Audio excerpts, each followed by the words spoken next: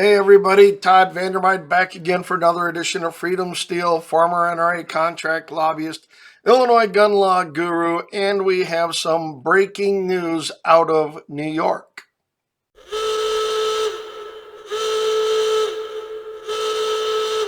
So this morning, the Second Circuit Court of Appeals has released their decision in the combined cases of Antonuk, and I'm not going to get all these names right. It was Antonuk, Hardaway, Christian, and Spencer, and I can't even pronounce the Chimento. But these were the combined challenges to the New York revised carry law after their loss in New York State Rifle and Pistol Association.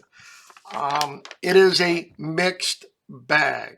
And while there were some wins in this, I'm going to say that the bad outweighs the good in this and what the Court of Appeals has done. And the Court of Appeals has done some crazy things. But let's go through a list of things. They knocked down some of the requirements for applying to a permit. They knocked down having to turn over your social media accounts and your handles or pseudonyms, stuff like that. That's a nice little piece. They delved into the shall issue stuff. They again are trying to bootstrap up that the shall issuing permitting comment made by Justice Kavanaugh, concurred with by Justice Roberts, and elicited by Justice Thomas will lead towards pre-permitting purchase requirements being upheld. That's me reading the tea leaves and what they said here, but they did a bunch of goofy stuff. They're using a lot of historians in terms of referencing how they are viewing laws and regulations from the time of the founding. They used the discredited Saul Cornell, who Judge Benitez places absolutely no faith in. They start throwing around the term responsible citizens. Remember, that phrase was argued in the Rahimi case at oral arguments by the Department of Justice, and they started backing away from that when Justice Roberts said, well, if I don't take my recycling out, that's not responsible. And the like. They got into a discussion about that. They bootstrap up 20th century laws, basically saying that if there was a law sometime around the 14th Amendment, and if it kind of connects with a daisy chain of laws that we see here in the 20th, 21st century, that's okay to use to justify the prior laws.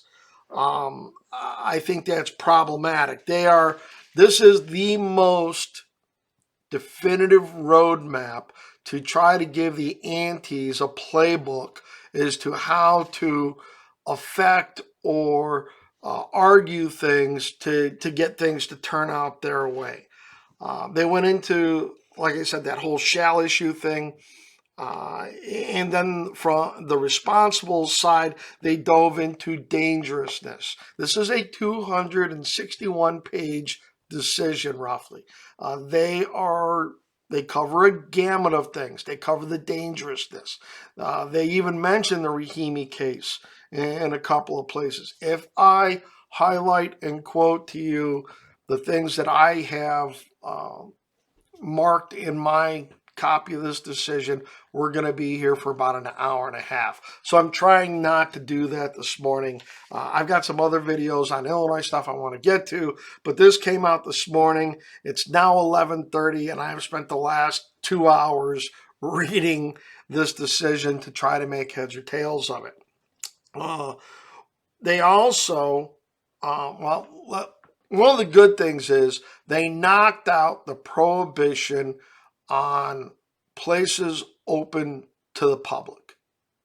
So if it's private property, it's a restaurant, it's something like that that is open to the public, they knock that generally. You're going to the store, the grocery store, you're going to department store or whatever. They knocked that out. So there were a couple of wins there. However, they upheld a lot of the sensitive places prohibitions like parks and zoos and concert halls and parades and things like that. And they're getting into this whole doctrine of crowded places. They go on ad nauseum about places that are crowded and assemblies and things like that. And then they start to get into this thing where your rights could be subject to the zip code you live in, because under the public parks segment, they delineated urban parks from rural parks. And it goes to this crowdedness. And if you'll remember, during the original New York State Rifle and Pistol Association arguments, the justice said you just can't take Staten Island or Manhattan Island or whatever and just declare it off limits because it's a crowded area. But what they've essentially done here is, if you were to stick a compass in every one of these places they just enumerated and draw a circle around it, what you're left with, I think, is a very finite area. You can be on the sidewalk, you can go to the grocery store. Places that serve alcohol are out. Zoos, well, there aren't too many, but parks, so literally all of Central Park is off limits. That is a problem. And so they are defining rights, and they're treating these rural areas. And they several times they go through this decision and they start saying, well, at the time they considered or that Bruen decided and discounted the ordinances or the laws of territories, there was only 1% of the population, but these laws over here constitute 6% of the population, and therefore they have more weight. Even though some people thought they were outliers, they weren't the norm. And as in the New York decision, New York State Rifle and Pistol Association, they sat there and said the lack of a law, a ordinance, a regulation that was used or enacted could be evidence or should be evidence that the issue wasn't deemed important enough to deal with. I'm paraphrasing here. But they have now, building off of that, they've gone the opposite direction. And this is what I think one of the bigger problems, and I would really like to hear Mark Smith comments on this. He's going to do a video later, he says, but I wanted to get this out here.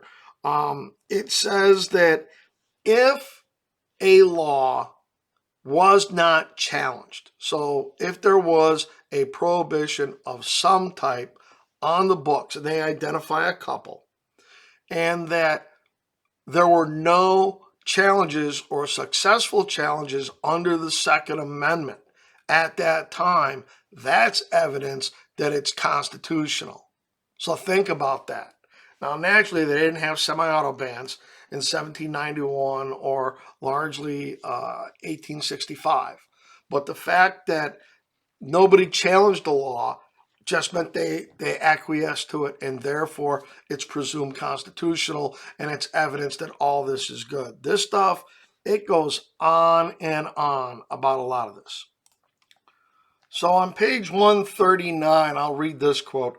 Lacking any evidence that the laws from Maine, Massachusetts, and Rhode Island were historical anomalies, we find them sufficiently established and representative to stand as analogs.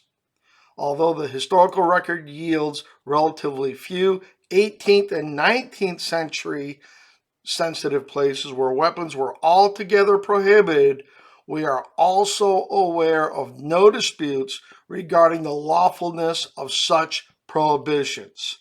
There you have it. They're going to use, if we can use the lack of laws governing a subject matter, they say that the lack of challenges to laws that were in place are good enough to uphold those laws in this context.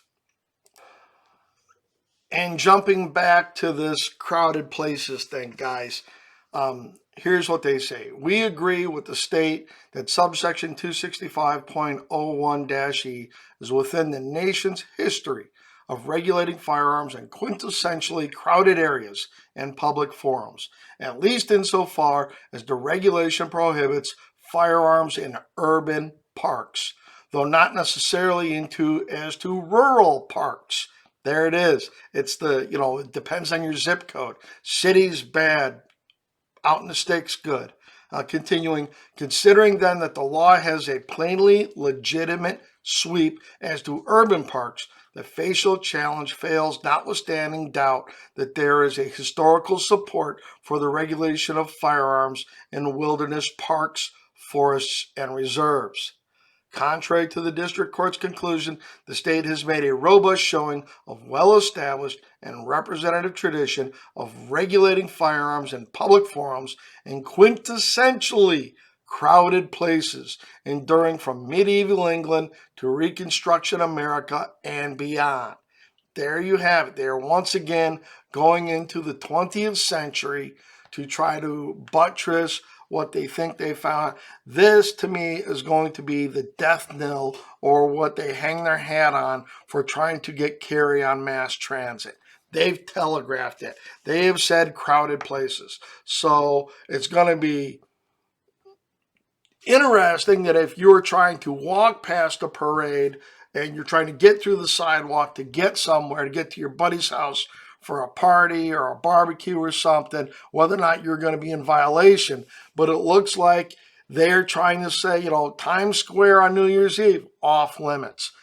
They're going to try to do, and they're going to try to narrow as many places to make carry improbable, impractical, and almost impossible. That's what they're going to try to do here. That's what this court decision is. So while we won some on the procedurals, on the applications, and on the private property that is open to the public, while those were wins, and we'll give it that, I think there's a lot more bad and a lot more dangerous in this. And New York's going to be going back up to the Supreme Court, would be my guess. Even though this is interlocutory on its nature in terms of these are all about preliminary injunctions and which ones are being upheld and which ones are being vacated and the like, I think this is a very dangerous and a very bad ruling when you put it on the balance of scales. A couple of good things, and the reversal of private property open to the public is one thing, but when they take out any place that serves alcohol, the majority of your restaurants are now off limits. So the amount of land that is off limits by the other things, and by their nature of saying very congested places in urban areas, I think is going to be problematic. So, as always, those are just the highlights and lowlights of this decision. We'll do a deeper dive into it. Want to get through some more Illinois stuff today. So please, we are for top voices of the 2A and the Gundys. Please go by there, act like a Chicago Democrat, vote early, vote often. And with that, as always, like, copy, subscribe, paste our link to this video around. We really appreciate all the support. Over 10,000 subscribers. We're looking to try to break that 25,000 mark and keep on growing. And as always, frag out.